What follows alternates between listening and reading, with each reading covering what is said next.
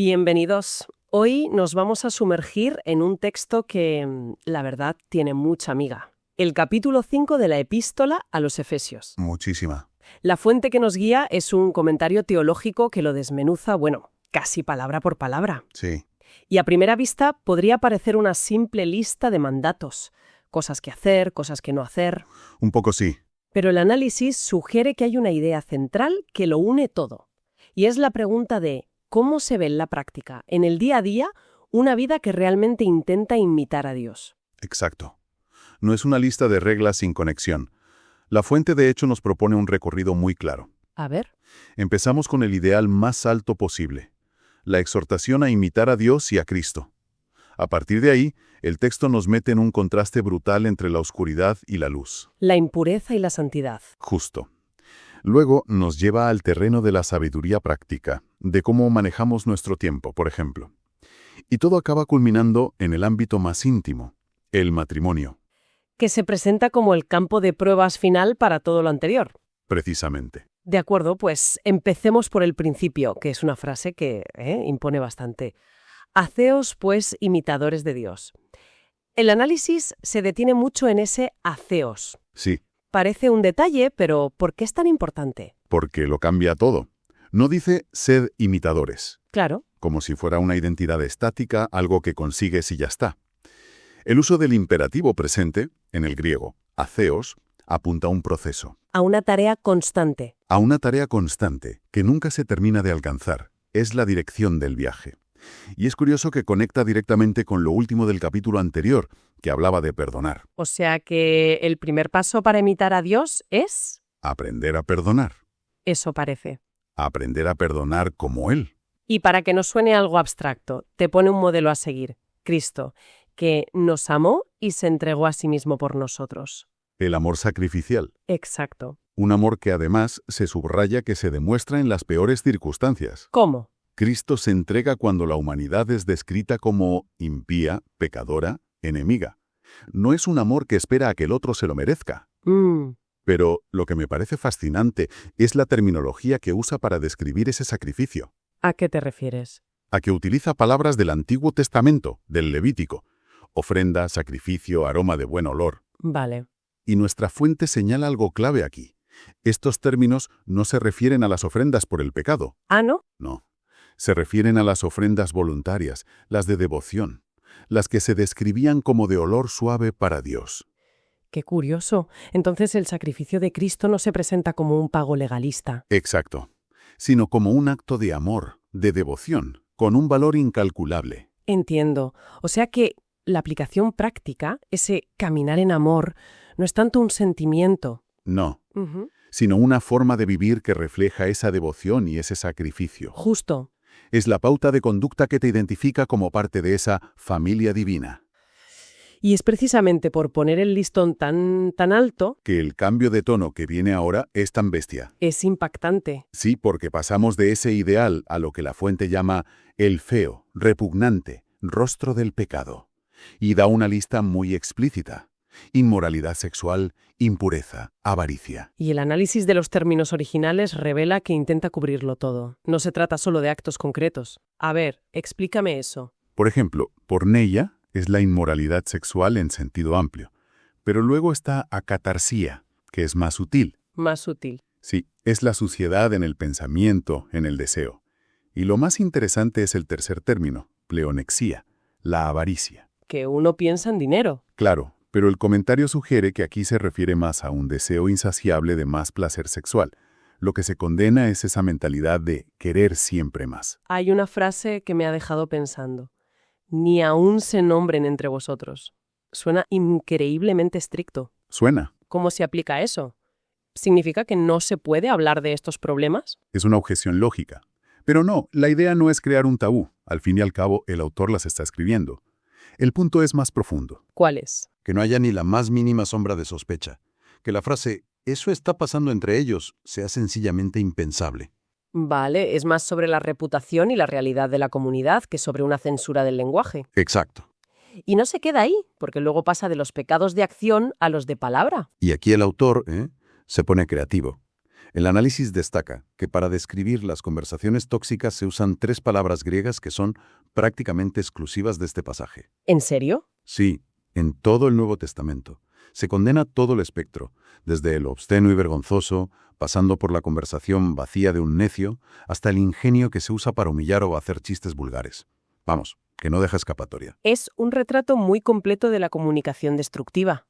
¿Y cuál es la alternativa que propone? Pues es casi cómicamente simple y profunda a la vez. La acción de gracias. Así de simple. Así de simple. En lugar de toda esa energía invertida en palabras que ensucian o hieren, el enfoque debe ser la gratitud.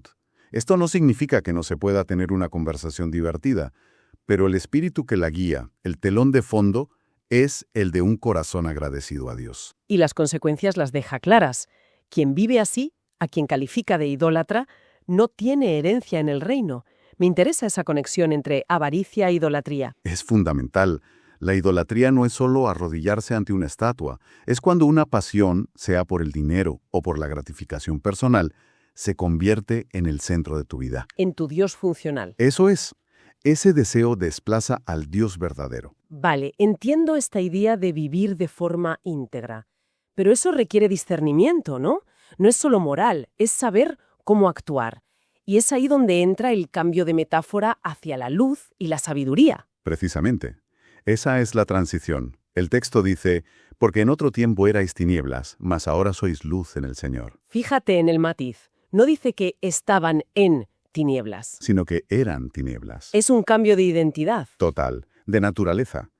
Y por tanto el mandato no es buscad la luz, sino vivid como lo que ya sois, hijos de luz. ¿Y cómo se manifiesta esa vida de luz? El versículo 9 habla de el fruto de la luz. Sí, y aquí el comentario hace una aclaración textual importante. Los manuscritos más fiables dicen fruto de la luz, no del espíritu, que parece una corrección posterior. Entiendo. ¿Y en qué consiste ese fruto? Se describe con 3 palabras: toda bondad, justicia y verdad. Y se distingue entre la justicia, que es la integridad moral, y la bondad, que le añade un matiz de amabilidad, de hacer el bien de forma atractiva. Y en el lado opuesto, manda no participar en las obras infructuosas de las tinieblas, sino redarguirlas. Que suena a exponerlas. Sí. Exacto. Se las llama infructuosas porque son estériles, no producen nada de valor. Redarguirlas es sacarlas a la luz. Pero un momento, aquí me pierdo. Justo después dice que es vergonzoso aún hablar de lo que ellos hacen en secreto. Entonces, ¿en qué quedamos? Buena pregunta. ¿Hay que exponerlas o es vergonzoso hablar de ellas? Suena contradictorio. Es una tensión real en el texto y hay varias formas de entenderla. Una es que la principal forma de exponer no es con un discurso, sino con el contraste de una vida luminosa. A tu propia integridad revela la oscuridad de lo que te rodea. Sin necesidad de dar un sermón. Sin embargo, otra visión, que la fuente también considera válida, es que a veces no queda más remedio que nombrar el mal. Que callar sería complicidad. Exacto. Hay situaciones en las que es necesario hablar para proteger o para advertir del peligro. Entiendo. No hay una única respuesta. Depende del contexto. Y esta sección termina con una frase muy enigmática. Despierta, tú que duermes, y levántate de los muertos y te alumbrará Cristo. Suena a poesía, ¿verdad? Totalmente. ¿De dónde sale? No parece una cita directa del Antiguo Testamento. La teoría más extendida, que nuestro comentario recoge, es que podría ser un fragmento de un himno cristiano muy antiguo. ¿Un himno bautismal, quizá? Posiblemente. Se piensa que se cantaba en los bautismos, que se entendían como una iluminación, un paso de la muerte a la vida. Es un llamamiento a los que están espiritualmente muertos. Vale, y tras hablar de esta transformación de tinieblas a luz, el enfoque se vuelve mucho más práctico. Mucho más. Mirad, pues, con diligencia cómo andéis, no como necios, sino como sabios. Es el paso siguiente. Si ahora eres luz, tienes que aprender a caminar en la luz. Y eso requiere sabiduría. Un necio aquí no es alguien poco inteligente, sino alguien que no entiende lo esencial. Y lo primero que demuestra esa sabiduría es aprovechando bien el tiempo. Sí. ¿Qué significa exactamente eso? La expresión griega es muy gráfica. Significa literalmente redimir el tiempo o comprar el tiempo. Comprar el tiempo. Sí, la fuente propone una imagen. Es como si cada oportunidad para hacer el bien fuera un esclavo en un mercado. La persona sabia está atenta, paga el precio que sea para comprar esa oportunidad y ponerla a su servicio. Y hay que hacerlo con urgencia. Con urgencia, porque los días son malos. O sea, el entorno es hostil y las oportunidades escasas. Y para ilustrar esta sabiduría usa un contraste muy terrenal. No os embriaguéis con vino, antes bien, sed llenos del Espíritu. Una comparación brillante. La embriaguez con vino se asocia al desenfreno, una palabra griega asotia, que significa literalmente lo que no se puede salvar, perdición. ¡Qué fuerte! Es la raíz opuesta a la palabra para salvación, soteria. En ambos casos, una persona está bajo el control de un espíritu, pero los resultados son totalmente opuestos. El comentario se mete de lleno en el análisis del verbo sed llenos. ¿Qué es lo que revela? Segundo, está en tiempo presente continuo. O sea, no es un evento único, es un estar siendo llenado constantemente. Y tercero, y esto es crucial, está en voz pasiva. No nos llenamos a nosotros mismos. Nos dejamos llenar. Entiendo la gramática, pero esa idea de dejarse llenar suena muy pasiva. ¿Significa que no hay que hacer nada? Es una gran pregunta. No es una pasividad de inacción. La mejor analogía es la de una vela. Una vela no se llena de llama, sino que tiene que estar ardiendo. Ah, vale. La pasividad consiste en ofrecerse, en no poner obstáculos. Como el espíritu es una persona, dejarse llenar significa rendirle áreas de nuestra vida. Resistirse es apagar su acción. Vale, la imagen de la vela es mucho más clara. ¿Y cuáles son los resultados visibles de esa vela encendida? El texto los enumera inmediatamente. La primera es la alabanza, comunitaria y personal. Salmos, himnos y cánticos espirituales que brotan del corazón. ¿Y la segunda? La segunda, que sirve de bisagra para todo lo que queda de capítulo, es la sumisión mutua, sometiéndose unos a otros en el temor de Cristo. Ahí está el puente hacia la parte más controvertida del capítulo, la del matrimonio. Exacto. El versículo 21 es el titular, y lo que sigue son las aplicaciones. Es importante esa idea de que parte de la sumisión mutua. Es la base. Y la fuente aclara que someterse no implica inferioridad. Es un término militar que significa aceptar un orden, una estructura, para que el conjunto funcione. Y el motivo es el respeto y la reverencia a Cristo. El texto se dirige primero a las esposas y luego a los maridos. Sí, y los modelos son muy distintos. A la esposa se le pide una sujeción voluntaria como la de la Iglesia con Cristo, pero al marido se le pide algo aún más exigente si cabe. ¿Qué es? Amar a su esposa así como Cristo amó a la Iglesia y se entregó a sí mismo por ella. El estándar para el marido es el amor sacrificial y total de Cristo. Y en medio de esa instrucción hay un pasaje que parece desviarse, hablando de cómo Cristo limpia a la Iglesia. Parece una digresión, pero es el corazón de la analogía. Sirve para explicar cómo debe ser ese amor del marido. Entiendo. Cristo purifica a la Iglesia con un propósito: presentarla gloriosa, que no tuviese mancha ni arruga. El amor del marido, según esto, trabaja para embellecer, para cuidar, para sacar la mejor versión de su esposa. Después de esa analogía, recupera la idea de una sola carne. Y lo usa como un argumento de sentido común. El marido debe amar a su mujer porque, al ser una sola carne, amarla es amarse a sí mismo. Nadie odia su propio cuerpo. Claro. Lo sustenta si lo cuidas. Pues de la misma forma, el marido debe proveer sustento y abrigo. Es un amor que se traduce en cuidados prácticos. Y entonces llegamos al versículo 32. Grande es este misterio, mas yo digo esto respecto de Cristo y de la Iglesia. Vaya. O sea que el gran misterio que se asocia con el matrimonio no es el matrimonio en sí. Eso cambia la lectura por completo. Sin duda. Y aquí el comentario es categórico.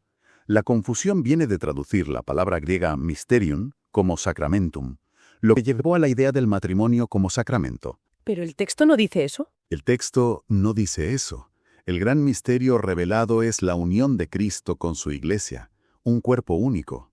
La unión matrimonial es una imagen, una ilustración de esa realidad espiritual mucho más grande.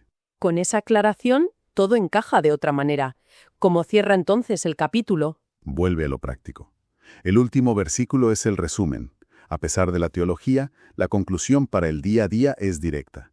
Cada uno de vosotros ame también a su mujer como a sí mismo, y la mujer respete a su marido. Y la palabra respeto Viene de una raíz griega que puede significar temor, pero se entiende como un respeto profundo, una reverencia, no como tenerle miedo.